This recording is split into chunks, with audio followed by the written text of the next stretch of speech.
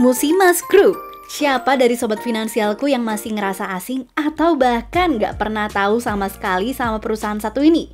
Ya, mayoritas mungkin nggak bakal tahu perusahaan yang jarang disorot media ini. Perusahaan ini sendiri adalah perusahaan yang memproduksi minyak sawit milik Bahtiar Karim. Siapa sih Bahtiar Karim ini dan sebesar apa sih Musimas Group ini? Yuk tonton terus videonya dan jangan lupa subscribe lalu nyalakan juga loncengnya biar kamu nggak ketinggalan inspirasi terbaru dari finansialku.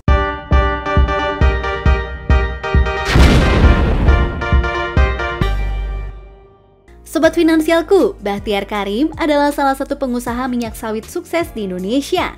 Dia sempat masuk ke dalam jajaran 10 besar orang Indonesia terkaya versi majalah Forbes pada tahun 2015. Mau tahu kisahnya? Ini dia. Yang pertama, melanjutkan bisnis keluarga.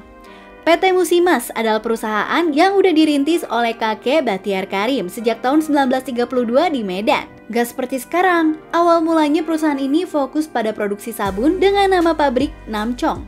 Saat kakeknya meninggal, bisnis ini kemudian diteruskan oleh ayah Bahtiar Karim, Anwar Karim. Di tangan ayahnya, perusahaan ini mendirikan pabrik refinasi dan mengganti nama perusahaan menjadi PT Musimas, yang awalnya adalah PT Lambang Utama. Kemudian tahun 1998, Musimas mengembangkan usahanya ke bidang perkebunan, tepatnya minyak sawit. Yang kedua, mulai dari dasar. Ketika udah beranjak dewasa, Bahtiar Karim ditempatkan di posisi dasar agar dia bisa belajar beragam aspek bisnis dan detil-detilnya. Semua departemen dia sambangi, mulai dari departemen teknis, akunting, sampai manajemen. Bukan cuma itu, dia juga belajar ke luar negeri dan menggali banyak pengalaman dari sana untuk meningkatkan kinerja perusahaannya.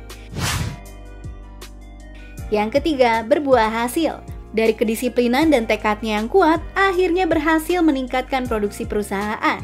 Dari 120 ton per bulan menjadi 400 ton per bulan. Bukan cuma itu, di tahun 2015, Bahtiar Karim bahkan berhasil dapat total kekayaan bersih mencapai 3,3 miliar US dollar atau setara dengan 44.037 triliun rupiah. Wow, hebat banget ya! Yang keempat, punya banyak inovasi. Selain menaikkan produksi perusahaan, Bahtiar Karim juga punya inovasi lain yang menguntungkan perusahaan, seperti metode produksi dengan penggunaan energi rendah yang mengurangi resiko kebocoran. Bukan cuma itu, dia juga punya prinsip berkelanjutan di fasilitas kimia oleo dan pabrik kelapa sawitnya.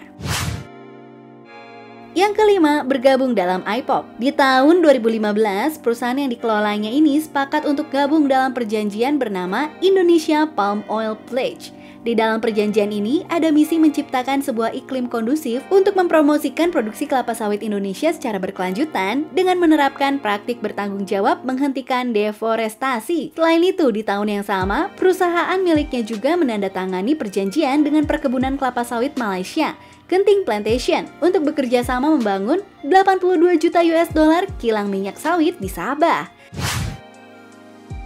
Itu dia kisah Bahtiar Karim dalam mengelola perusahaan rintisan kakeknya yang udah berkembang di tangan bisnisnya. Gimana nih komentar kamu soal kemahirannya dalam mengembangkan perusahaan ini? Yuk diskusi di kolom komentar ya. Jangan lupa tonton juga kisah inspirasi lainnya dari finansialku.